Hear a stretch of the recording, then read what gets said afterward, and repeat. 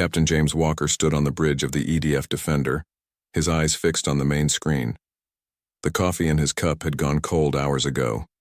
No one on the bridge had eaten or slept since the strange objects appeared near Jupiter's orbit 36 hours ago. "Status update," James said, his voice steady despite the fear gnawing at his gut. Officer Lisa Reed looked up from her console. "Sir, the objects are definitely ships. We count 23 large vessels and numerous smaller craft. They're moving in formation toward Mars." James nodded. Humanity had only recently established its first real colonies on Mars and the Moon. These were mankind's first steps into the solar system. Now, unknown visitors had arrived, and they weren't responding to any attempts at communication. "Message from Earth Command," Communications Officer Dan Miller announced. "All military vessels are to maintain position. First contact protocols are in effect." James frowned. First contact protocols meant no aggressive actions, but something about the alien fleet's movement didn't feel right. They were spreading out, taking positions that looked more military than diplomatic. "Sir," Lisa's voice rose in alarm. "Energy readings from the alien vessels. They're—" A flash of light cut her off as the nearest research station exploded. The bridge crew watched in horror as the alien ships fired on every human installation near Jupiter. "Battle stations," James ordered. "Send emergency alert to Earth Defense Force. We are under attack." The EDF Defender was just one ship, but James wasn't going to watch humanity's outposts be destroyed without a fight. As the ship moved to engage, more alerts flooded in. The aliens weren't just attacking the outer system. They had sent smaller, faster ships directly toward Earth.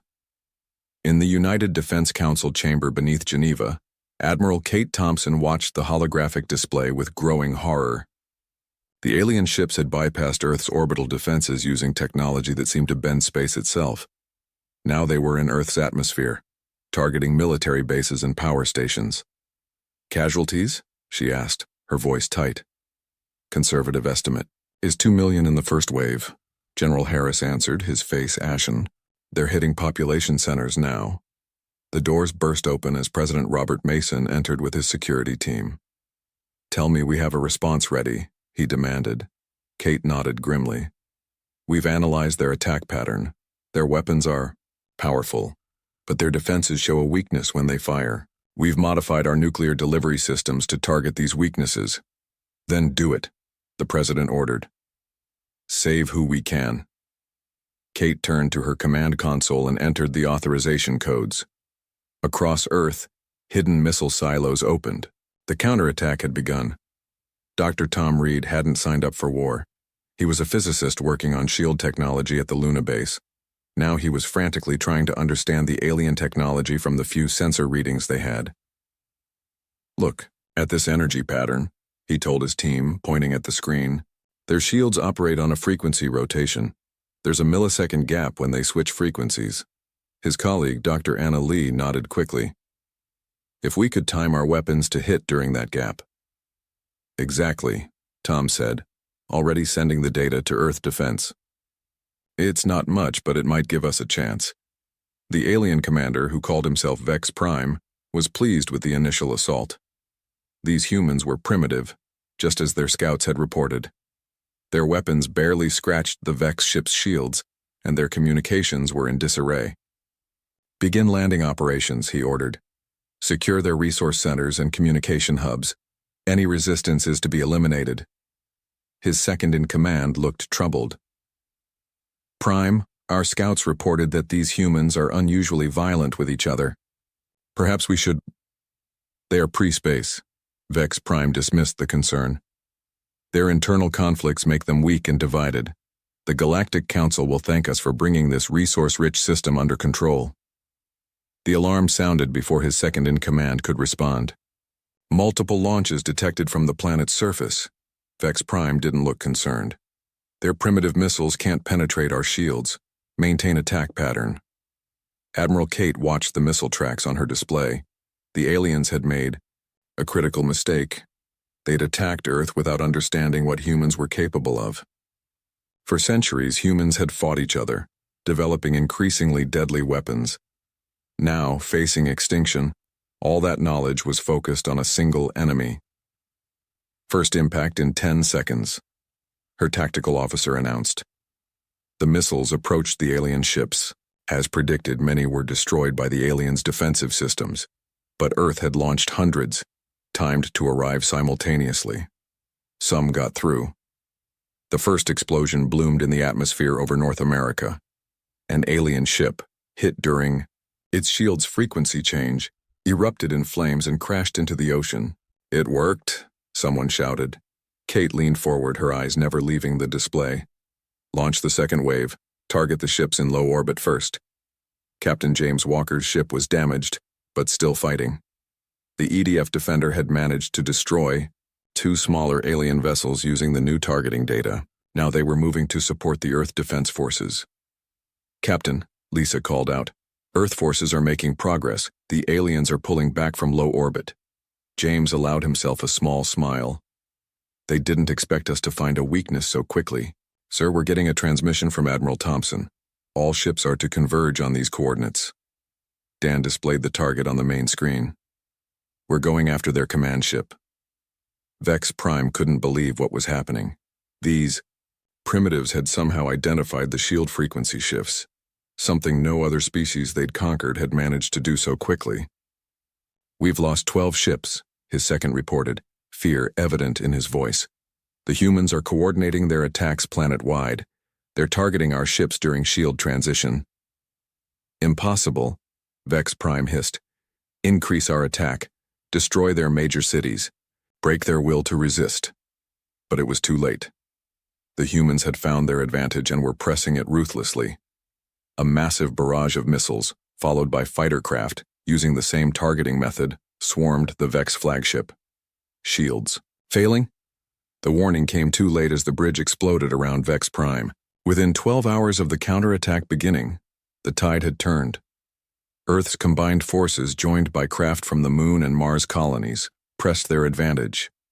The alien fleet, expecting an easy conquest, found themselves outmaneuvered by humans who had spent their history preparing for war. In the United Defense Council chamber, Admiral Kate Thompson watched as the last large alien vessel attempted to flee the solar system. "Should we pursue?" General Harris asked. Kate considered for a moment, then shook her head. "No. Let one return. Let them bring a message back to whoever sent them." President Mason nodded in agreement. "Prepare a transmission. We'll broadcast it on their frequencies." An hour later, Kate stood before a camera. Her uniform was wrinkled, her face showed exhaustion, but her eyes burned with determination. "This is Admiral Kate Thompson of Earth Defense Force. This message is for those who sent this fleet to attack us. We did not seek this conflict. We did not know of your existence until you attacked without warning or provocation. Now you know of ours." She paused, looking directly into the camera. "This is Earth's first and final warning to all who would threaten us. We did not start this war, but we have ended it. Attack again, and you will be annihilated. We will not show mercy a second time." The message was sent along with detailed footage of the alien fleet's destruction, a warning to whoever had sent them. As the last alien ship limped away toward the stars, humanity began to rebuild, knowing that they were no longer alone in the universe and that the galaxy now knew they were not to be trifled with. Earth had survived first contact, but everyone knew this was just the beginning. The surviving Vex ship limped through space, its engines damaged and life support systems failing. On the command deck, Sub-Commander Rax had taken charge after Vex Prime's death. Half the crew was dead, and the rest were injured. Their mighty attack fleet had been destroyed by a species they had considered primitive. "How long until we reach Council space?" Rax asked, his voice rough from breathing smoke-filled air for hours. 3 days at current speed," the navigation officer replied, "if the engines hold." Rax nodded grimly. He had sent Earth's message and battle records ahead, transmitting them toward Galactic Council headquarters. The Council, an alliance of 12 advanced species, needed to know what had happened and what these humans were capable of. "They will pay," Rax muttered, staring at the stars. "The Council will not let this stand." On the massive space station that served as the Galactic Council headquarters, Council Leader Terrius watched the battle recordings for the third time. The large meeting chamber was silent, as the 12 representatives observed the footage of their advanced Vex allies being systematically destroyed by a supposedly pre-space civilization. When the recording ended with Admiral Thompson's warning, Tarius spoke. These humans were judged as pre-space and therefore eligible for resource claiming under our laws. Clearly, this assessment was catastrophically wrong. Representative Nix of the Vex stood, his tall, angular body tense with anger. These humans destroyed our most advanced battle fleet. They killed thousands of our people. They must be punished. Your people attacked without proper study, countered Representative Mila of the Talasi, a species known for their diplomatic skills. Our laws are clear. Full assessment must be completed before any resource claim. The humans have proven dangerous, said Representative Dorn of the militaristic Krell. They found a weakness in Vex shield technology within hours of first contact. Imagine what they could do with more time and access to our technology. The debate grew heated. Some council members wanted to extend diplomatic relations. Others supported the Vex position that humans were too dangerous to allow into interstellar space. Tarius raised his hand for silence. We must approach this carefully. The humans have shown both technical ingenuity and military skill.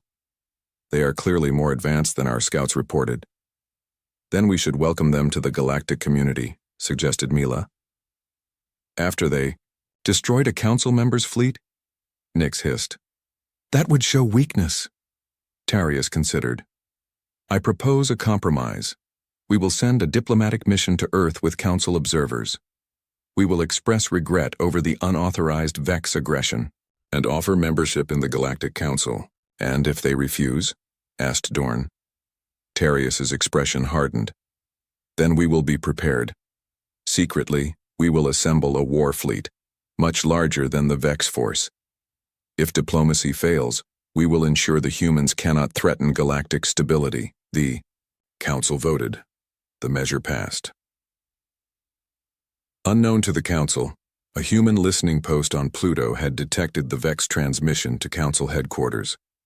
Earth was already preparing. Admiral Kate Thompson studied the reports in her new office. After the battle, she had been named Earth's Defense Director, responsible for protecting the entire solar system. Play it again, she told her assistant. The captured alien transmission appeared on screen. Though the language was strange, Earth's best linguists and computers had managed a rough translation. Total defeat. Humans found shield weakness. Request immediate council response. President Robert Mason entered the office, looking grave. What do you think they'll do? Kate turned off the screen. If they're smart, they'll leave us alone. But I doubt that will happen. They seem shocked that we defeated them. My guess is they'll send a bigger force next time. Then we need to be ready, Robert said. The United Nations has approved the expansion of the Defense Force. Every nation is contributing resources. Good, Kate nodded. We need to strengthen our position in the solar system, more defense platforms around the outer planets, and we need to understand their technology better. Dr. Reed is heading the research team studying the alien wreckage, Robert said. He's already made progress understanding their faster-than-light travel system. Kate stood and walked to the window, looking out at the rebuilt Geneva skyline. Earth had recovered amazingly fast after the attack. Nothing united humans like a common enemy. We need to prepare for either diplomatic contact or another attack, she said. I suspect they'll try talking first, but we'll be ready to attack if we don't agree to their terms. 1 year after the failed invasion, Earth's defenses had improved dramatically. The Moon and Mars colonies were heavily fortified. Asteroid bases provided early warning systems. Shipyards orbiting Earth produced vessels with improved weapons.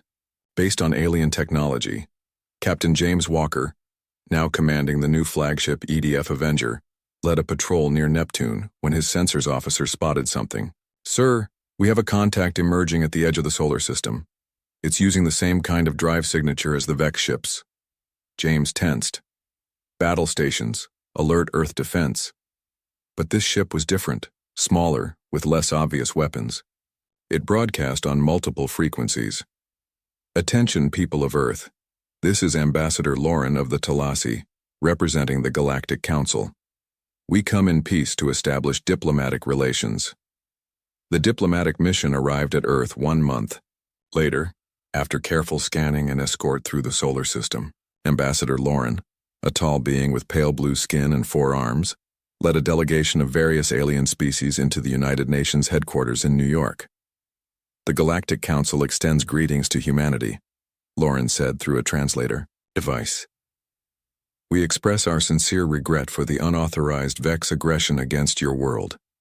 The Vex acted without Council approval, a serious violation of our laws. President Mason kept his expression neutral. We appreciate your regret, Ambassador. However, the attack cost millions of human lives.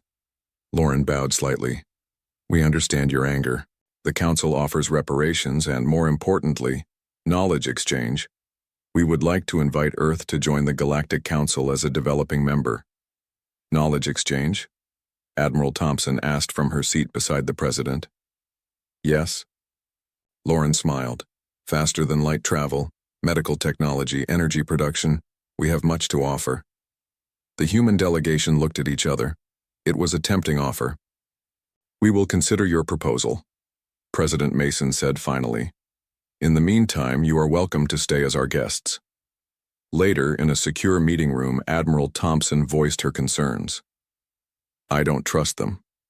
Why offer us technology now? They must have known about us before the Vex attacked, Dr. Tom Reed agreed. And our deep space telescopes have detected unusual activity at the edge of our scanning range. Large energy signatures consistent with a gathering fleet. President Mason frowned. So they offer friendship while preparing for war? It looks that way, Kate said. They're buying time. Then we'll play along, Robert decided. Accept their diplomatic mission, take their technology, but accelerate our military buildup. I recommend we carefully study anything they give us, Tom suggested. There could be backdoors or weaknesses built into their technology, things they could exploit later. Kate nodded. Smart thinking. We'll set up a special research team. Nothing gets implemented without complete security checks. As Earth's leaders planned their strategy, Ambassador Lauren reported to the Council. The humans have accepted our diplomatic presence. They seem eager for technology exchange. Council Leader Terrius nodded. Good. Continue as planned. How long until the fleet is ready?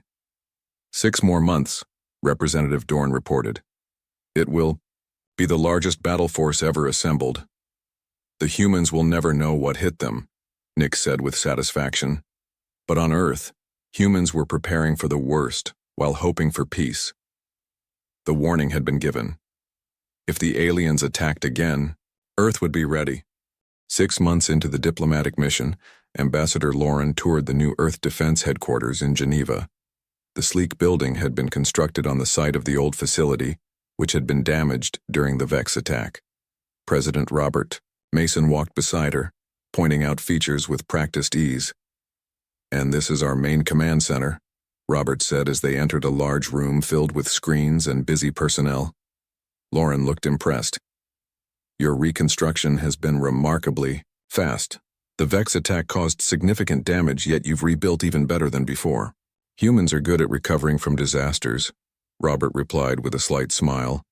We've had plenty of practice over our history. Admiral Kate Thompson joined them, nodding politely to the alien ambassador. Welcome to Defense Headquarters, Ambassador Lauren. Admiral Thompson? Lauren bowed slightly. Your reputation precedes you. The commander who defeated the Vex fleet is quite famous, even in Council space. Kate's expression remained neutral. I just did my job. Every human fought to protect our world. Of course, Lauren said. Speaking of protection, the Council is prepared to offer defensive technology as part of our exchange program. Our shield systems are far more advanced than what the Vex used. That's very generous, Robert said. We'd be interested in seeing the specifications. As they continued the tour, Kate kept her suspicions hidden. For months, the aliens had been offering technology, much of which seemed too good to be true. Earth accepted everything with gratitude, and then took it apart piece by piece in secure laboratories. In a sealed research facility beneath the Rocky Mountains, Dr. Tom Reed and his team worked tirelessly. The room was filled with alien technology, commie, systems, shield generators, and data storage devices. "I found another one," Dr. Annalee said, pointing to her screen. "There's a hidden transmission protocol in the communication system. If we had installed this as is, it would have sent regular updates to a council receiver." Tom nodded grimly. "Add it to the list. That makes 17 backdoors we've found so far." He looked at the alien shield generator they'd dismantled. "And this shield system has the same frequency vulnerability the Vex ships had, just better hidden." "They're setting us up," Anna said quietly. "If we'd implemented these systems, we'd be completely exposed when they decide to attack." Tom finished.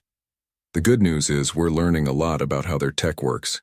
We can build our own versions without the vulnerabilities." "How's the FTL drive coming along?" Anna asked. Tom smiled for the first time that day. "That's our biggest breakthrough. We've figured out the basics of their faster-than-light travel. The prototype is being tested next week.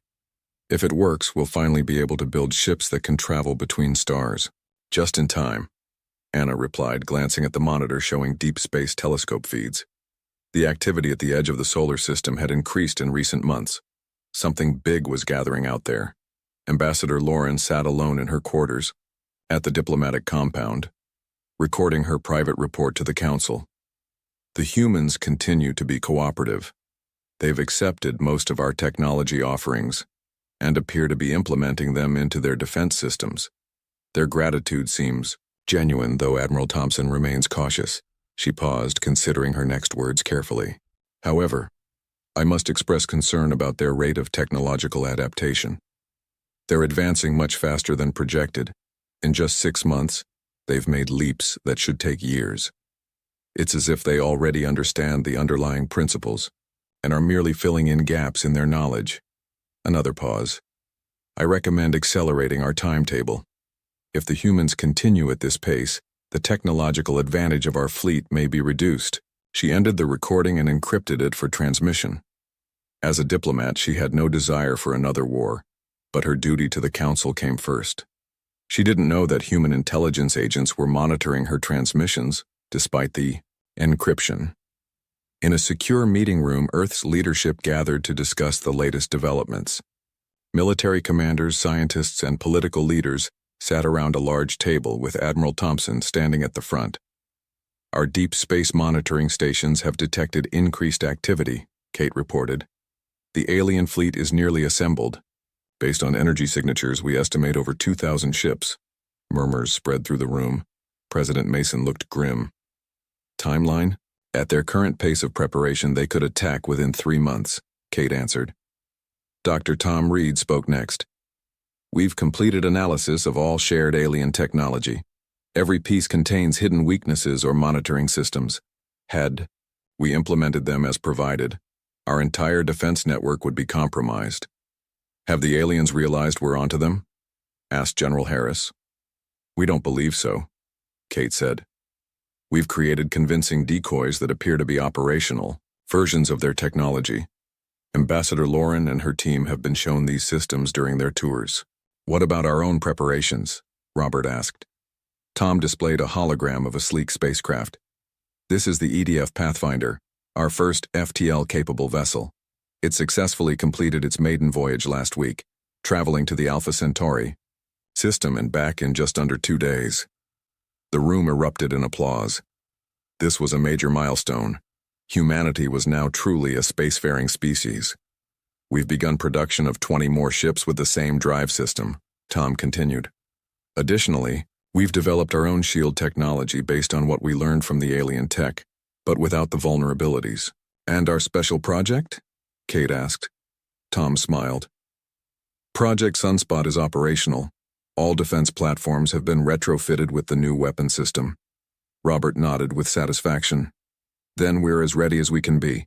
Continue with the diplomatic mission. Let the aliens think their plan is working. Meanwhile, finalize our defense positions throughout the solar system." 1 month later, Ambassador Lauren requested a meeting with President Mason. In the Oval Office, she presented a formal document. "The Galactic Council is pleased to extend full membership status to Earth," she said. "This agreement would integrate your world into our collective security and trade networks. It also includes advanced technology transfers beyond what we've already shared." Robert examined the document carefully. "This is quite generous, Ambassador. However, there's a section here about limiting military development and accepting Council oversight of defense systems." Lauren nodded. "Standard procedure for new members. The Council must ensure galactic stability." "I see," Robert said neutrally. "We'll need time to review this proposal with our full government." "Of course," Lauren smiled. "The Council hopes for your positive response within 2 weeks." After she left, Robert called an emergency meeting. "They're moving up their timetable. The Ambassador just handed me what amounts to a demand for our surrender, disguised as a membership offer." Kate wasn't surprised. "The deep space arrays detected increased activity last night. The alien fleet is on the move." "How long do we have?" Robert asked. "At their current speed, they'll reach the edge of our solar system in 10 days, Kate replied. Robert's expression hardened. "Then we have 10 days to finish our preparations. Implement Operation Hidden Shield immediately." Across the solar system, humans prepared for the coming battle. Unlike the first attack, Earth would not be caught by surprise. Hidden throughout the solar system, defense platforms, stealth ships, and weapon systems waited in silence. The false peace was ending. The real test of humanity's survival was about to begin. The massive alien fleet appeared at the edge of the solar system, exactly as Earth's deep space sensors had predicted. Over 2,000 ships of various sizes emerged from faster-than-light travel, their formations spreading out to encircle the solar system. In the Council flagship, Grand Admiral Dorn of the Krell species stood on the command deck, watching tactical displays with satisfaction. As the military leader of the Galactic Council forces, he had spent months planning this operation. "All ships have arrived and report ready for combat," his second-in-command announced. "Excellent," Dorn replied. His reptilian features showed no emotion, but inwardly he felt pride at commanding the largest battle fleet ever assembled. "Send the message to Earth as planned." Minutes later, the transmission reached Earth. "People of Earth, this is Grand Admiral Dorn of the Galactic Council Combined Fleet. Your planet has been deemed a threat to galactic stability. You will immediately surrender all military capabilities and accept permanent Council monitoring or face extinction. You have 6 hours to comply." In Earth Defense Headquarters, President Robert Mason and Admiral Kate Thompson watched the message together. Neither seemed surprised or particularly worried. "Right on schedule," Kate remarked. Robert nodded. "Are all systems ready?" "Operation Hidden Shield is fully operational," Kate confirmed. "Defense platforms are powered down to avoid detection. The fleet is in position behind the sun. All colonies have activated their shield systems, and Ambassador Loren, under close observation at the diplomatic compound, she seems genuinely distressed by the arrival of the fleet. It's possible she wasn't fully informed of the Council's true intentions." Robert took a deep breath. "Then it's time. Prepare our response to Admiral Dorn." The 6-hour deadline was almost up when Earth's response came. Every screen on the Council flagship lit up with the image of President Mason. "Grand Admiral Dorn, we have received your ultimatum. Earth rejects your demands. We warned your people once before. Attack Earth again, and you will be annihilated. That warning stands. We did not seek this conflict, but we are prepared to end it. For the sake of all species involved, I urge you to withdraw your forces immediately." Dorn laughed, a harsh sound that made his officers flinch. "Brave words from a primitive species. Begin the attack as planned. Target their outer defense systems first." The Council fleet moved forward, entering the Kuiper Belt at the edge of the solar system. Their long-range sensors showed minimal resistance ahead, just as their intelligence had indicated. The humans' defenses appeared concentrated around Earth, Mars, and the Moon. "They've fallen for it completely," Dorn told his command staff. "Our technology backdoors have blinded their sensor systems. They can't see our approach until we're already at their doorstep." What Dorn didn't know was that Earth's apparent vulnerability was carefully crafted deception. As the alien fleet passed Pluto's orbit, Admiral Thompson gave her first order. Activate Kuiper Belt Defense Grid. Throughout the frozen outer reaches of the solar system, hundreds of automated defense platforms hidden on asteroids and small moons powered up. Built using Earth's own technology rather than the compromised alien systems, these platforms were invisible to the Council fleet's sensors. The first wave of missiles struck the alien ships before they realized they were under attack. Dozens of vessels exploded or lost power. On the Council flagship, alarms blared. "We're under attack," an officer shouted. "Multiple missile launches from everywhere."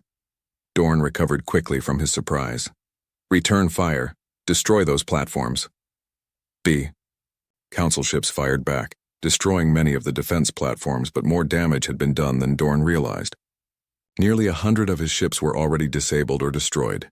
"Continue the advance," he ordered. "This is just a delaying tactic. Their main forces are still near Earth." As the alien fleet approached Neptune, they encountered the second layer of Earth's defenses. Stealth ships hidden in the gas giant's atmosphere emerged, firing specialized weapons designed by Dr. Tom Reed. These weapons targeted the alien shield's frequency vulnerability, the same weakness that had defeated the Vex, but now refined and more effective.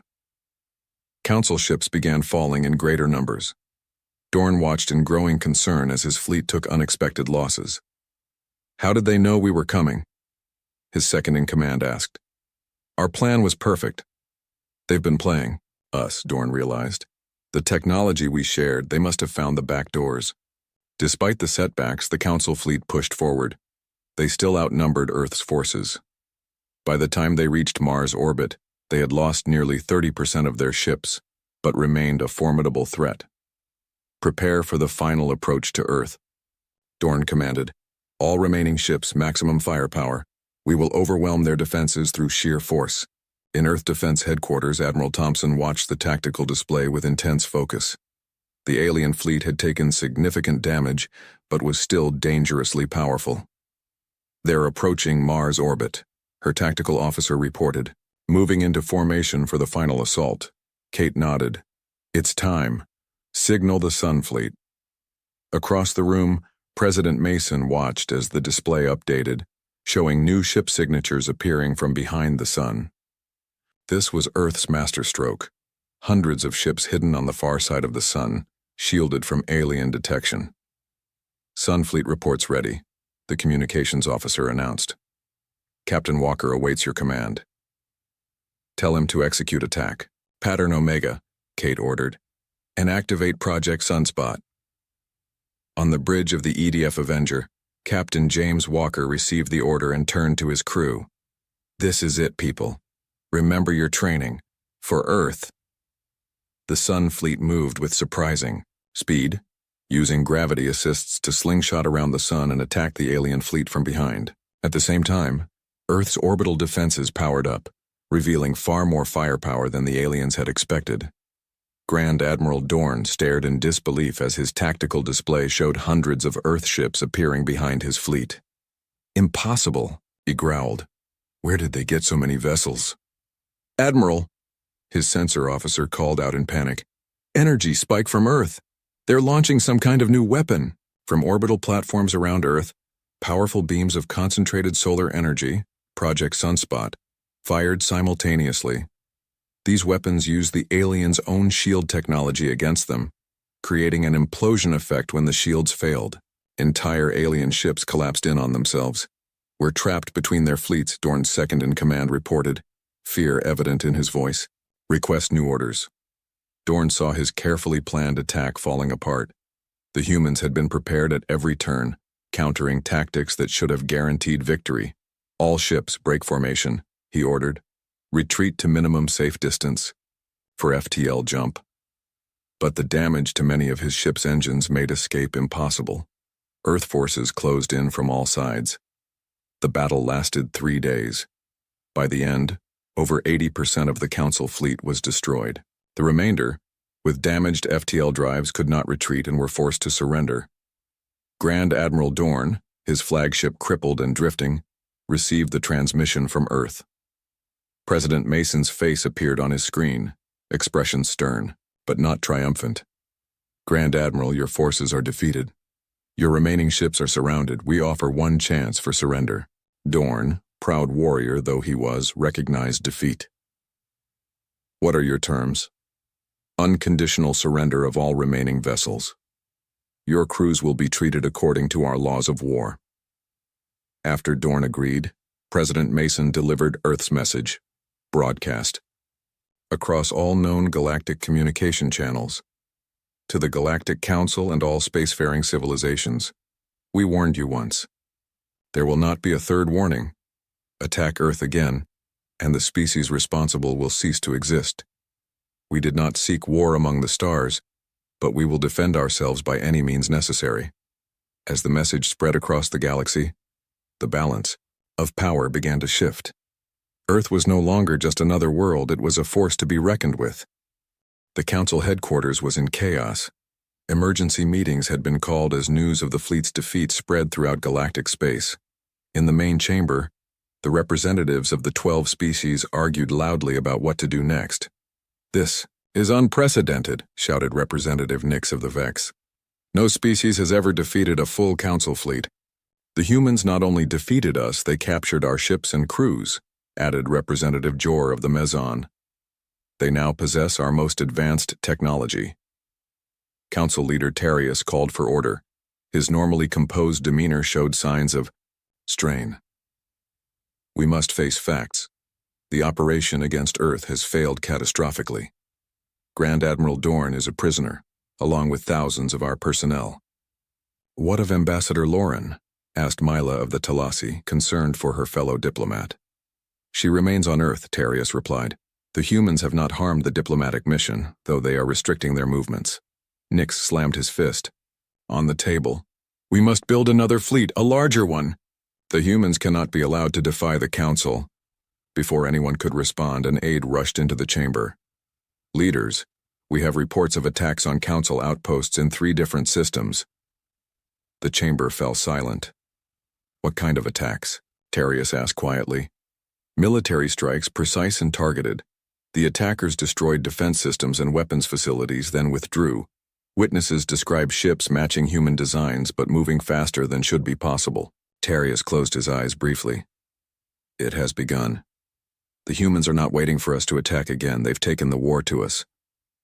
Admiral Kate Thompson stood on the bridge of the EDF Defender, now upgraded with technology reverse-engineered from captured alien ships. Through the viewscreen, she watched as Earth ships emerged from FTL travel near a major Council shipyard. "All ships report ready, Admiral," Captain James Walker said from his position at Tactical. Kate nodded. "Begin the operation. Remember, we target military assets only, no civilian casualties."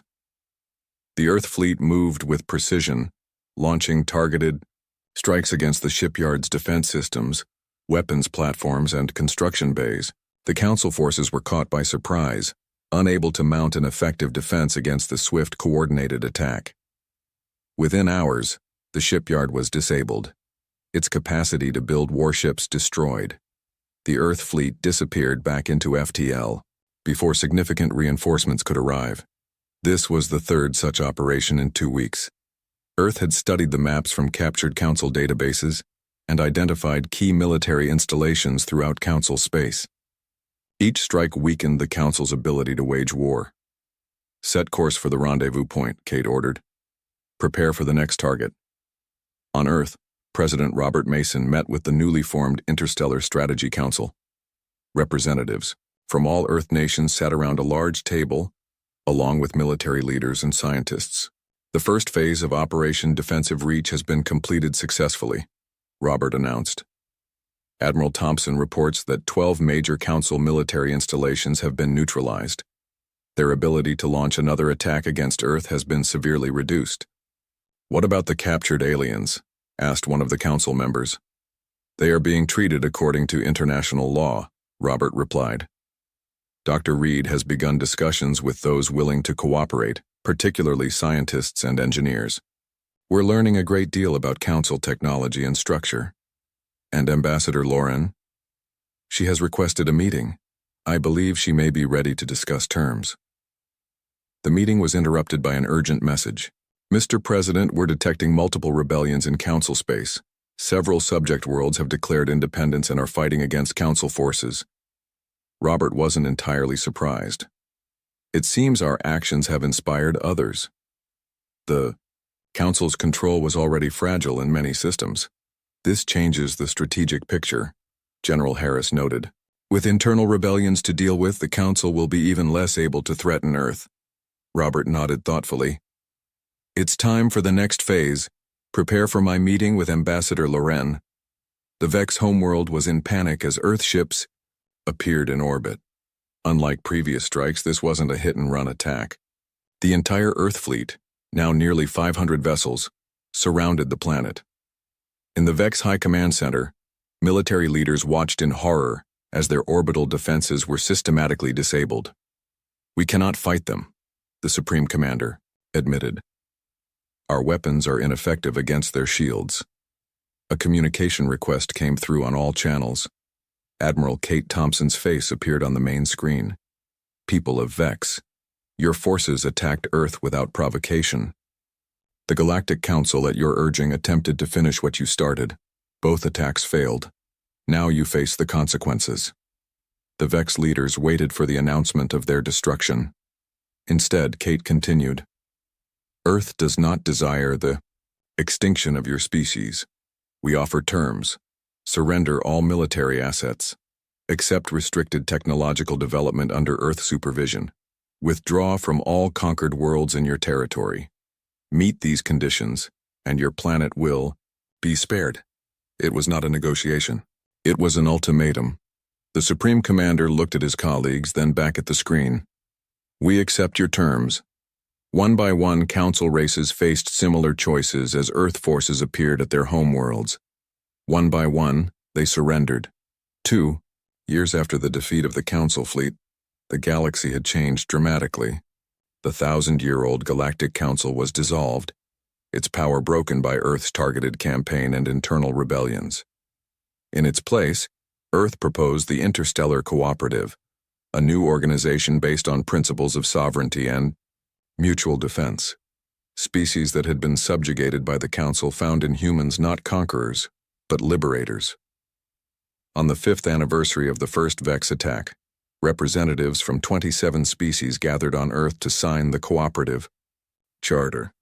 The ceremony took place in a grand hall built for the occasion in Geneva. President Mason addressed the assembly. 5 years ago, humanity didn't know we weren't alone in the universe. Then we were attacked, without warning or provocation. We defended ourselves as any species would.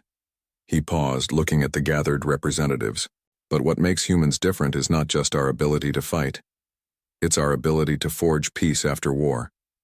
We did not seek conflict among the stars, but neither will we accept tyranny.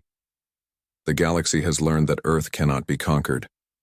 Now let it learn that humans make better allies than enemies. Ambassador Loren, now representing her people in the new cooperative, was the first to sign the charter after President Mason. In the years since the war, she had worked tirelessly for peace, recognizing that the old council system had been deeply flawed. The dangerous war, as it will be known in history, has ended, she said to the assembly. What follows is up to all of us. Far beyond the former council territory, Admiral Kate Thompson stood on the bridge of Earth's newest vessel, the EDF Guardian. A fleet of 100 ships patrolled with her, watching the deep space beyond known civilization. Any signals? She asked her sensor officer. Nothing yet, Admiral. All quiet. Kate nodded but remained vigilant. The galaxy was vast, and the Council had been just one power among many possible civilizations. Earth had won its place among the stars, but the universe held many unknowns. Maintain patrol pattern, she ordered. We'll continue watching. Earth had learned a hard lesson. The universe could be hostile, but humanity had proven equal to the challenge. They had not only survived but thrived, transforming from a single isolated world to the center of a new galactic order. As Kate looked out at the stars, she felt both pride and responsibility. Earth had given its warning to the galaxy: attack, again, and be annihilated. But the dangerous war had shown that humans could be more than just warriors. They could be builders, teachers, and allies. The legacy of the war would be peace, a peace protected by the knowledge that Earth would always.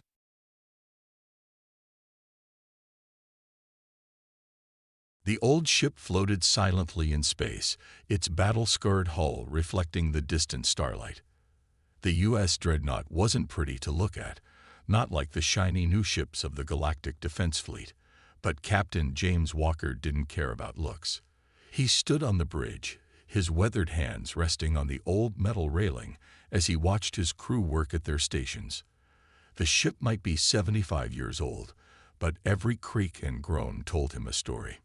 "Captain, incoming transmission from Fleet Command," said Tom Miller, the communications officer.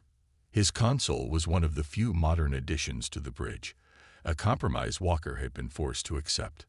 "Put it through," Walker said, straightening his uniform. He knew what was coming.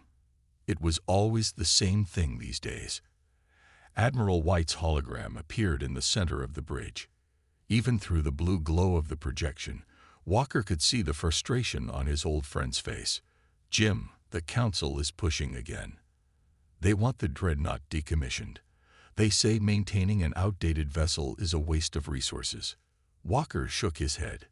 "Tell them what I always tell them, Bill.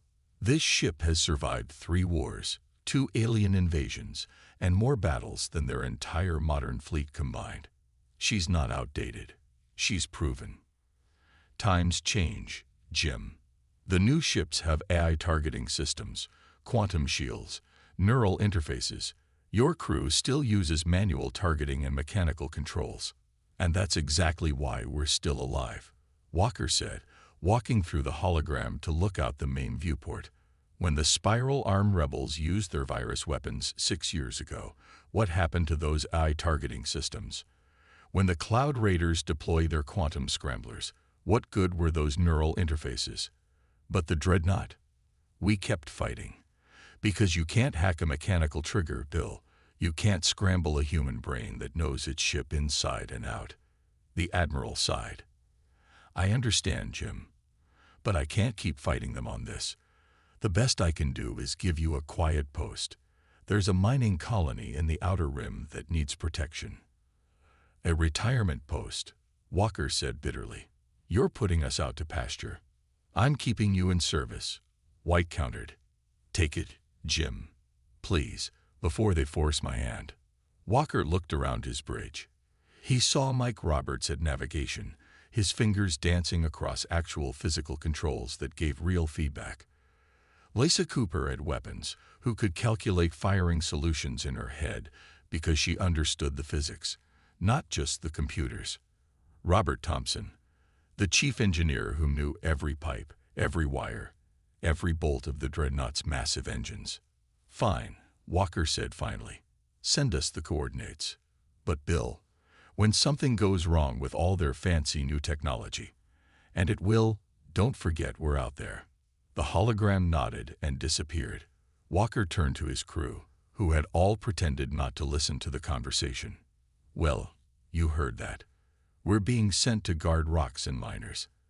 Anyone who wants to transfer to a more exciting post, now's your chance." Nobody moved. Roberts actually laughed. "With respect, Captain, I don't trust those new neural interfaces. I like feeling my ship respond to my touch. The day I let a computer tell me how to fire my guns is the day I quit," Cooper added from her station. "Sir," Thompson's voice came over the intercom from engineering. "Captain, if they want to decommission this ship, they'll have to drag me out of the engine room. These engines still have stories to tell." Walker smiled, feeling the familiar pride in his crew. The dreadnought wasn't just a ship to them. It was home.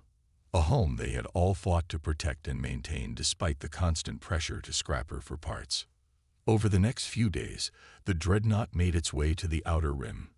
The trip took longer than it would have in a modern ship. The dreadnought's faster-than-light drive was efficient, but not as quick as the new quantum slip engines. Walker used the time to run drills, keeping his crew sharp. They'd practiced manual overrides, emergency procedures, and even old-style Morse code. The younger crew members sometimes questioned these outdated practices, but the veterans knew better. The mining colony came into view on the 7th day. It wasn't much to look at. A cluster of habitation domes on a rocky planetoid, surrounded by automated mining rigs. The colony's small port could barely accommodate the dreadnought's bulk, but Walker's crew knew their business. They eased the massive ship into orbit with a precision that only came from years of experience. "Standard patrol pattern, Mr. Roberts," Walker ordered. "Ms. Cooper, maintain passive scans. Just because we're in the middle of nowhere doesn't mean we get sloppy." The crew acknowledged their orders, settling into their routine. Walker watched them work, remembering when this same bridge had been crowded with young officers from the academy, all eager to learn about the ancient systems. Now they were lucky if they got one visit a year from curious engineers wanting to study the primitive technology. That night, as Walker sat in his quarters reviewing maintenance reports, he ran his hand along the real wood desk. Another outdated feature of the old ship. A small alert flashed on his tablet, and he pulled up the message. It was from Admiral White, marked personal. "Jim," the message read, "I bought you some time. The mining colony contract is for 1 year. Use it wisely. And keep your powder dry, old friend. My sources say there's something stirring out in the dark spaces. When it hits, all these fancy new ships might learn a thing or two about why we kept ships like yours around for so long. Watch your back. Bill." Walker leaned back in his chair, feeling the subtle vibration of the dreadnought's engines through the deck plates. Out there in the darkness of space, among all the shiny new ships with their quantum this and neural that, his old warrior still had her place. And somehow, he knew that sooner or later, the galaxy would remember why. He closed the message and walked to his viewport, watching the stars drift by. The dreadnought might be old, but she was far from finished. And if trouble was coming, well, trouble would learn what Walker and his crew had known all along. Sometimes the old ways were the best ways. 3 weeks into their guard duty at the mining colony, the crew of the dreadnought had fallen into a steady routine. The ship made slow, careful circles around the colony, its old sensors keeping watch over the miners as they worked. It wasn't exciting work, but it was peaceful. That peace was about to end. "Captain to the bridge." Tom Miller's voice crackled over the intercom, jerking Walker awake. He was moving before his feet hit the floor, years of training taking over. Something in Miller's voice told him this wasn't a drill. The bridge was already busy when Walker arrived. "Report," he ordered, taking his place at the command station. "Distress signal, sir," Miller said, his fingers working the communications console. "From a cargo ship. They say they're under attack by pirates." He paused, frowning at his screen. "It's strange, though. The signal's pretty clear for this sector." Walker nodded. "Too clear." In his experience, real distress signals were usually broken, garbled by damage or interference. "Location: about 30 minutes at full speed, sir. Just on the edge of our patrol zone." Walker studied the tactical display. The signal was coming from a spot near a cluster of asteroids. Perfect for an ambush. But if there really was a ship in trouble out there, "Signal the colony that we're investigating a distress call," Walker ordered. "Then get me Admiral White on a secure channel." The Admiral's hologram appeared quickly, too quickly, Walker thought, almost like he'd been waiting for the call. "Jim," White said, his face grim, "I assume you picked up the distress signal. You know about it. 3 of our newest cruisers are already responding, the Valiant, the Defender, and the Swift. Top-of-the-line ships, quantum drives, full AI integration." White's image flickered. "Jim, be careful out there. My sources were right. Something's stirring." The transmission cut off abruptly. Walker turned to his crew. "Battle stations. This isn't a rescue mission. It's a trap, and we're going to spring it." Red alert klaxons sounded throughout the ship as the crew prepared for combat. In engineering, Thompson coaxed extra power from the old engines. At weapons, Cooper ran manual checks on every gun. Roberts plotted a course that would bring them in behind the asteroid field. The dreadnought moved through space, its hull plates creaking as they accelerated. Modern ships would have already reached the distress signal, but Walker wasn't in a hurry. He wanted to see what happened first. They didn't have to wait long. Bright flashes lit up space near the asteroids. Weapons fire. Walker watched as 3 sleek shapes emerged from behind the rocks, running at full speed. The new cruisers, their quantum shields flickering as they took hits from unseen enemies. Getting readings on multiple hostile ships, Miller reported. Sir, they're not like anything in our database. The energy signatures are completely alien. Show me, Walker ordered. The main screen lit up with tactical data. The enemy ships were beautiful in a strange way, all curved lines and glowing surfaces, like liquid metal frozen in space. They moved with impossible grace, their weapons cutting through the quantum shields of the Galactic Fleet cruisers like they weren't even there. Sir, Cooper said from her weapons station, those new ships, their targeting systems are automated. They're trying to calculate perfect shots, but the enemy vessels are moving in patterns the computers can't predict. Walker watched as one of the cruisers, the Swift, tried to execute a complex evasive maneuver. Its AI pilot plotted a mathematically perfect course and flew straight into a burst of enemy fire. The ship's quantum shields flared and died, and moments later the Swift itself exploded in a silent flash. The enemy knows our technology, Walker said quietly. They know exactly how our modern ships think and move, because they've studied them. He turned to his crew. But they haven't studied us. The Defender was the next to go, its AI trying desperately to find a pattern in the enemy attacks. There wasn't one. The alien ships were flying on pure instinct, their movements random and unpredictable. The Valiant lasted longer, its captain apparently having switched to manual control, but it too succumbed to the overwhelming fire. Walker waited until the enemy ship started moving toward the mining colony. Then he gave the order everyone was waiting for. Take us in, Mr. Roberts. All power to the old systems. Nothing quantum, nothing automated. We do this the way we trained. The dreadnought's engines roared to life, pushing the massive ship forward. In engineering, Thompson and his team worked their controls by hand, adjusting power flow and system balance through experience rather than computer guidance. Cooper's fingers rested on the manual firing controls, her mind already calculating trajectories the old way. The enemy ships noticed them. Of course. The first shots came in, strange, twisting beams of energy that should have torn through their hull. But the dreadnought's old armor was thick, solid, built to take hits rather than deflect them. Where modern quantum shields would have failed, simple metal held. They're trying to get a target lock, Miller reported, watching his instruments. Their sensors keep sliding off our hull. They're looking for electronic signatures, but we're running dark. That's right, Walker smiled. Sometimes the best technology is no technology at all. Ms. Cooper, show them what old-fashioned gunnery can do. Cooper's hands moved across her console. The dreadnought's main guns, massive rail cannons that fired actual physical projectiles, roared to life. There was no sophisticated targeting computer, no AI to calculate the perfect shot.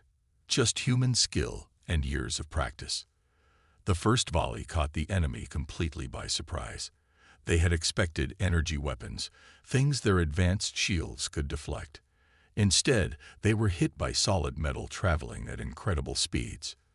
2 of the alien ships spun away, their beautiful hulls torn open to space. They're regrouping, Roberts called out, trying to surround us. Let them try, Walker said. Keep us moving, random pattern. No computers. I want you to fly her like you feel it. Roberts grinned and did exactly that. The dreadnought might be old and slow compared to modern ships, but she was built solid. Her bulk became an advantage as Roberts sent her spinning through space, using momentum and mass to keep the enemy off balance. More alien ships appeared from behind the asteroids. Clearly, they hadn't expected to need their full force for this attack. They came in fast, their weapons blazing with strange energy. The dreadnought took hits, her hull glowing red in places, but she kept fighting. Cooper's gunnery crews worked their weapons with practiced precision, filling space with simple kinetic projectiles that the enemy's advanced shields couldn't handle.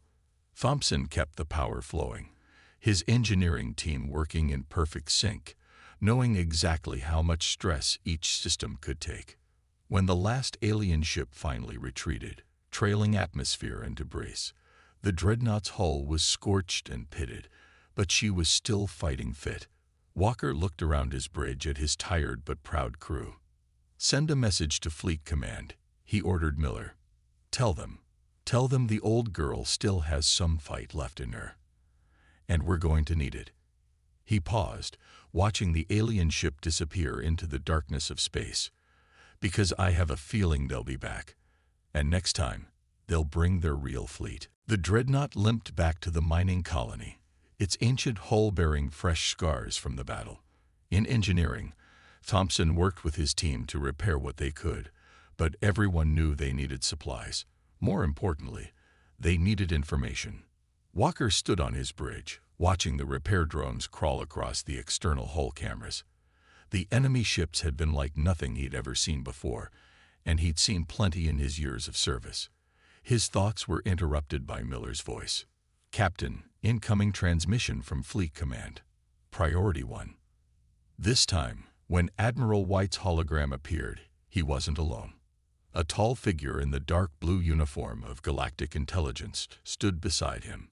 Walker recognized him as Director Adams, head of the Intelligence Division. "Captain Walker," Adams spoke first, his voice crisp. "Your encounter with the Meridian Empire's scout fleet has confirmed our worst fears." "The Meridian Empire?" Walker asked, the name unfamiliar. "A species from beyond the galactic rim," Adams explained. "They've been watching us for years, studying our technology, our tactics.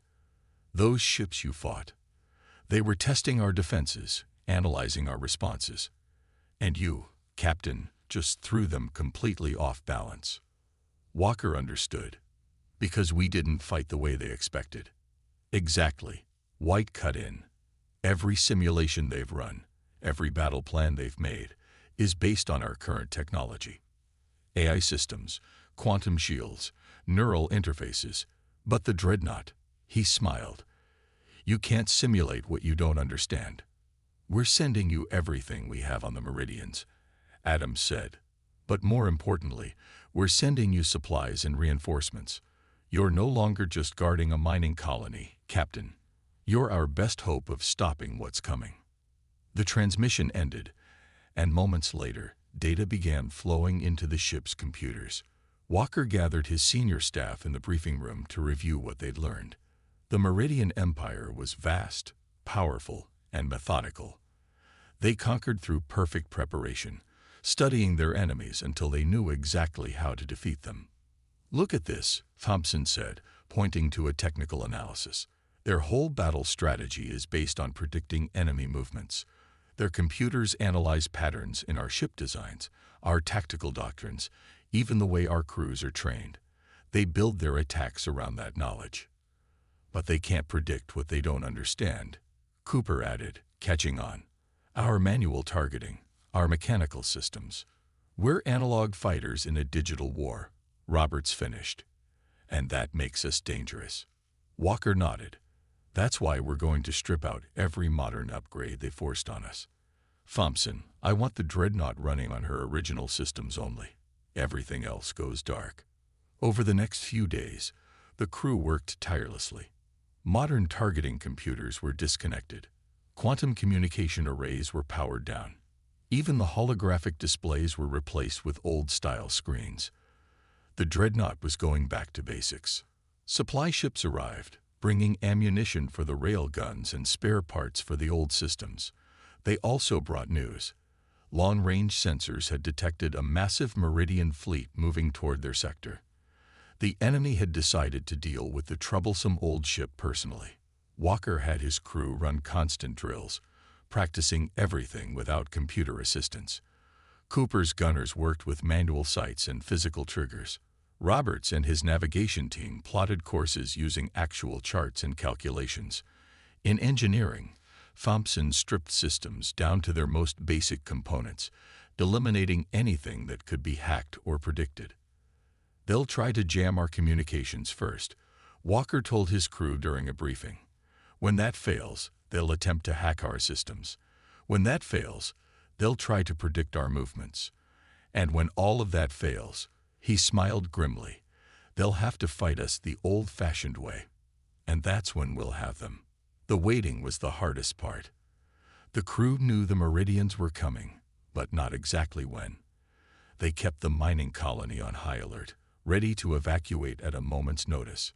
The colonists, who had initially complained about their outdated protector, now looked at the dreadnought with newfound respect. Then, 6 days after the first battle, deep space sensors picked up the enemy fleet. It was massive. Dozens of ships, all more advanced than anything in the galactic fleet.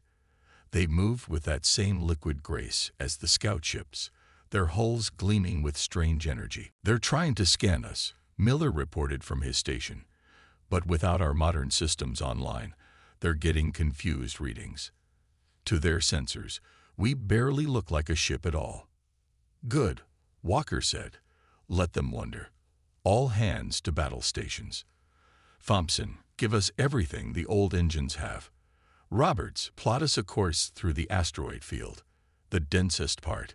Cooper, I want solutions calculated for every gun. We're going to remind them why humanity survived long enough to build fancy computers in the first place."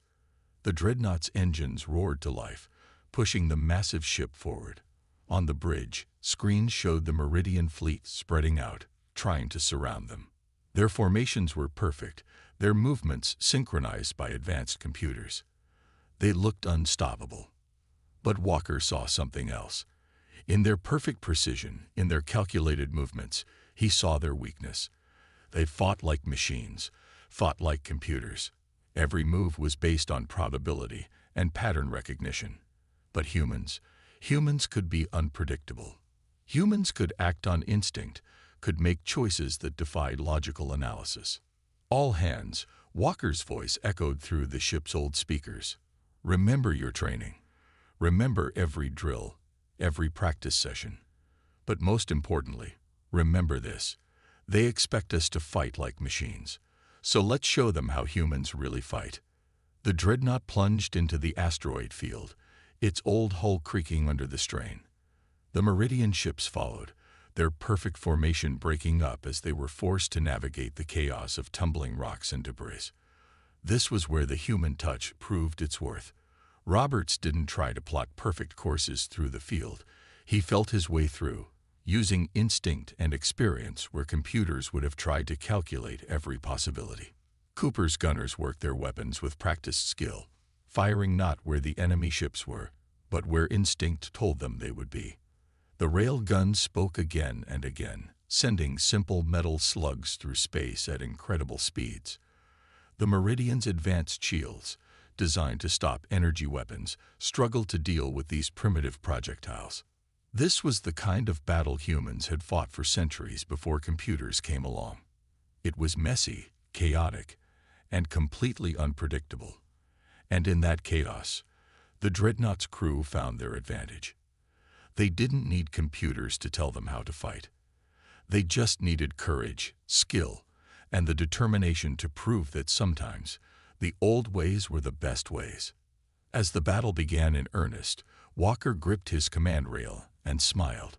The real fight was about to begin, and he knew one thing for certain. The Meridians were about to learn that outdated didn't mean outmatched. The battle in the asteroid field had been raging for hours. The dreadnought's old hull was blackened and scarred, but she kept fighting. 3 Meridian ships had already fallen to her guns, their perfect formations broken by the unpredictable human tactics. But more kept coming, and Walker knew they couldn't keep this up forever. "Hull breach on deck 4. Thompson's voice crackled over the intercom. "We've sealed it, but we're running out of patches. And Captain," he hesitated, "there's something you need to see. In the main engineering room." Now, Walker looked at his bridge crew. then nodded to Roberts. "Keep us moving. Don't let them box us in."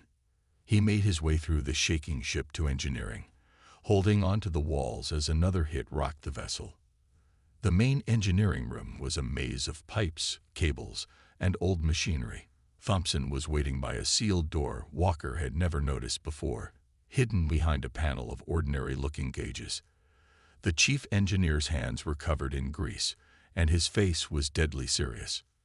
"I found this while stripping out the modern systems," Thompson said, entering a code into an ancient-looking keypad. It was hidden in the original blueprints, classified under a project name I've never heard of, Operation Last Stand. The door opened with a hiss of old hydraulics. Inside was a room full of machinery that looked different from anything else on the ship. It was older, somehow more basic, yet Walker could feel the power humming through the walls. "What am I looking at?" he asked. Thompson ran his hand along a massive cylinder in the center of the room. "The reason the Dreadnought was never supposed to be decommissioned. This isn't just an old ship, Captain. She's a test bed. The last one." He pointed to the cylinder. "This is a gravitational compression cannon, the only one ever built." Walker's eyes widened. Modern ships used energy weapons, plasma, lasers, quantum disruptors. But gravity? Why wasn't this in any of the ship's records? "Because it was too dangerous," Thompson said. "Not just to the enemy, but to us. The scientists who built it, they found a way to create a point of artificial gravity so dense it could tear apart anything near it. But the power requirements were massive. The targeting had to be perfect. One mistake, and," he shrugged, "they shut down the program. Switched to energy weapons instead. Safer, more efficient." "But they left this one," Walker said, understanding dawning. "Hidden away on an old ship nobody would look too closely at. Ready if we ever needed it." Another hit rocked the ship. Miller's voice came over the intercom. "Captain, we've got problems. Big ones. The Meridian flagship just arrived. Sir, it's bigger than anything we've ever seen." Walker looked at Thompson. "Can you get this thing working?" The engineer grinned. "Already started. But Captain, we'll only get one shot. The power cells are old, and charging them will take everything we've got. And," he hesitated, "the targeting computer is completely mechanical. No electronics at all. We'll have to aim it by hand." "How long to charge it?" 20 minutes. Maybe less if I redline the engines." Walker nodded. "Do it, and get Cooper down here. If we're going to aim this thing, I want my best gunner on it." Back on the bridge, Walker watched as the Meridian flagship emerged from the darkness of space. It was beautiful in a terrifying way. A massive ship that seemed to flow like liquid metal, surrounded by an escort of smaller vessels. The ship's sensors were broadcasting on all frequencies, trying to analyze the Dreadnought's defenses. "They're hailing us," Miller reported. "Put them through." A figure appeared on the main screen, tall, elegant, with silver skin that rippled like mercury. "Primitive vessel," the Meridian commander spoke in perfect galactic standard. "You have impressed us with your unconventional tactics. But this game is over. Surrender now, and we will study your ship's unique properties before we destroy it." Walker smiled. "You're right about one thing. This game is over, but not the way you think." He cut the transmission. "Roberts, get us as close to that flagship as you can. Cooper, get down to engineering. You've got a new gun to learn how to use." The next 15 minutes were the longest of Walker's life. The Dreadnought took hit after hit as Roberts maneuvered them through the Meridian fleet. Their rail guns kept firing, keeping the enemy busy, but everyone knew they were just buying time. "Power cells at 60%. Thompson's voice was strained. "The old systems were never meant to handle this much current. We're burning out relays faster than we can replace them." "Hold it together," Walker ordered. "Roberts, status." "Almost in position." The navigator's hands flew over his controls. "But they're not making it easy. Their flagship's got some kind of gravitational defense screen. Getting closer is like trying to swim up a waterfall." Walker smiled grimly. They're using gravity against us. Perfect. Thompson, how's Cooper doing with the targeting? She's got it figured out. Says it's like an old naval gun, just bigger. We're at 80% charge. The Meridian flagship loomed larger on their screens, its escort ships moving to surround the dreadnought. Energy weapons battered their hull, and warning lights were flashing across every console. 90%, Thompson called. But Captain, the power surge is going to knock out most of our systems. We'll be dead in space for at least a minute after we fire. If this works, Walker said, we'll only need a second. Cooper, target their gravitational defense screen. Let them help us tear their own ship apart. The dreadnought shuddered as another hit struck home. Hull breach warnings were sounding from 3 decks. The temperature in engineering was reaching dangerous levels as the power cells charge. Ready, Thompson shouted, loading the gravitational compressor, charging the firing mechanism. Walker gripped his command rail. All hands, brace for impact. This is going to get interesting. He took a deep breath. Fire. For a moment, nothing seemed to happen. Then Walker felt it. A pull, like the entire ship was being dragged sideways. On the main screen, a barely visible distortion emerged from the hidden weapons barrel. It moved slowly at first, then faster, accelerating toward the Meridian flagship. The enemy commander must have realized something was wrong. The flagship tried to move, tried to bring its advanced shields to bear, but it was too late. The gravitational projectile struck their defense screen, and something impossible happened. The 2 gravitational fields merged, amplified each other, and created a point in space where the laws of physics began to break down. The Meridian flagship's beautiful hull began to twist, pulled apart by forces it was never designed to resist. Its escort ships were caught in the effect, their own gravity generators making the problem worse as they tried to break free. The dreadnought's systems went dark, just as Thompson had warned. For a full minute, they floated powerless, watching as the pride of the Meridian fleet was torn apart by the very forces they had tried to master. When emergency power finally came back online, the enemy flagship was gone, replaced by a spreading cloud of debris. Its escort ships were scattered, their perfect formations broken, their hulls twisted by gravitational stress. Send a message to any surviving Meridian ships, Walker ordered Miller. Tell them this is what happens when you underestimate old technology. And if they ever come back, we got more surprises waiting. As the enemy ships retreated, Walker looked around his bridge at his exhausted but proud crew. The dreadnought had proven once again that age didn't mean weakness, but he knew this wasn't over. The Meridian Empire wouldn't take this defeat lightly.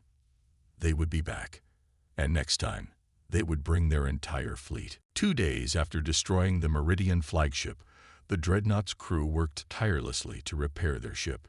The gravitational weapon had taken a toll on the old vessel, power conduits were burned out, hull plates were buckled, and half their systems needed rebuilding. But they all knew they didn't have much time. The Meridians would return, and they would be angry. Message from Fleet Command. Miller called out from his station. His console was one of the few fully functioning systems left. Admiral White is requesting an emergency conference. Walker stood before the flickering hologram projector as White's image appeared. The Admiral's face was grim. Jim, our long-range scouts have detected the Meridian response fleet. It's their entire battle force. Over 300 ships, led by their ruling council itself. They're coming to erase the embarrassment of being defeated by an obsolete vessel. How long do we have? 6 hours, maybe less. We're mobilizing every ship we can, but most of our fleet is tied up defending the core worlds. You'll have to hold them off until reinforcements arrive. White paused. Jim, that gravity weapon of yours, could it be used against their homeworld? Walker looked at Thompson, who had been listening nearby. The engineer shook his head. The power cells are barely holding together after the last shot. We'd need days to repair them properly. There might be another way, Thompson added, stepping forward. The weapon creates a point of focused gravity. If we could get close enough to their planet, we wouldn't need full power. Their own planetary mass would amplify the effect. You're talking about creating a cascading gravitational collapse, Walker said, understanding. Not destroying the planet, but making it temporarily uninhabitable, forcing them to evacuate. It's possible, Thompson nodded, but we have to get past their entire fleet and into low orbit, and we probably burn out every system on the ship doing it. White's hologram flickered. Whatever you're planning, do it fast. We'll try to buy you time. But the transmission cut off as new alerts sounded across the bridge. Multiple ships dropping out of faster-than-light travel, Roberts reported from navigation. They're here early. A lot of them. The main screen lit up with contacts.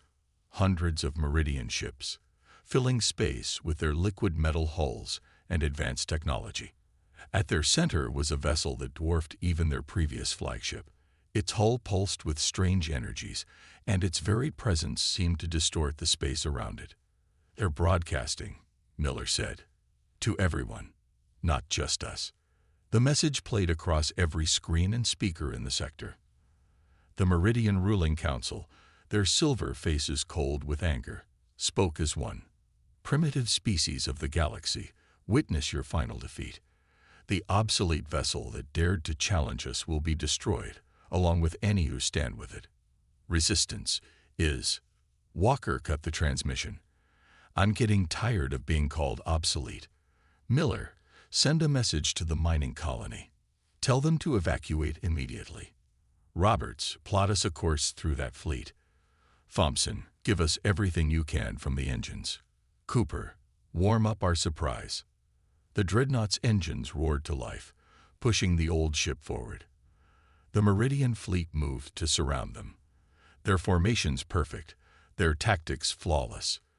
But this time, they kept their distance, firing from range with their energy weapons. They're learning, Cooper said from her station, staying away from our rail guns. And they're using some kind of scatter pattern, making it harder to create another gravitational point. Walker nodded. They studied our last battle, adapted their tactics. He smiled. But they still think like machines. Roberts set course for their homeworld. Full speed. The navigator's hands flew over his controls. They got us completely surrounded, sir. The only way through is straight through. Exactly. They expect us to be tactical, to look for a weak point. So let's do the one thing their computers can't predict, something completely insane. The Dreadnought turned, aiming directly at the thickest part of the Meridian formation. Her engines strained as Roberts pushed them to full power. The enemy ships, expecting some kind of trick, actually hesitated for a crucial moment. All weapons, fire at will, Walker ordered. Thompson, divert all power to the forward hull plating. We're going to ram our way through. The old ship became a battering ram, her thick hull absorbing hits that would have destroyed more modern vessels. Rail guns fired continuously, creating a path of destruction through the enemy fleet. The Meridians, for all their advanced technology, had never encountered an enemy willing to simply punch through their lines. Hull breaches on decks 3 through 7. Thompson reported. Emergency bulkheads holding, but we're losing atmosphere. Power cells for the gravity weapon are charging, but slowly. Meridian vessels moving to block our path to their homeworld. Miller called out. They figured out what we're trying to do. Walker gripped his command rail as another hit rocked the ship. Cooper, target their command ship with the main guns. Roberts, plot an evasive course that looks like we're trying to escape. Let's see if they still think we're predictable. The Dreadnought turned, seemingly attempting to flee. The Meridian fleet followed, their command ship moving to cut off their retreat. It was exactly what Walker had hoped for. Now, full power to engines, reverse course. The old ship swung around with surprising speed, her engines straining as she charged straight at the Meridian command ship. The enemy vessel, its computers still trying to predict their next move, reacted too slowly. Gravity weapon at 60%. Thompson shouted. "It's not fully charged." "It'll have to do," Walker said.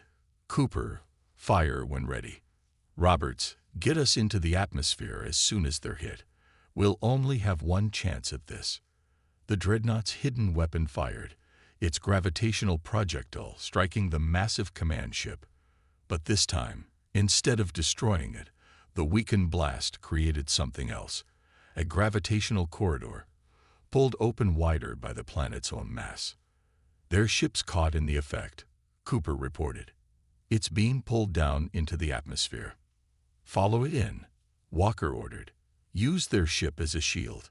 The dreadnought dove into the planet's atmosphere behind the falling command ship, using its bulk to protect them from the rest of the fleet's fire.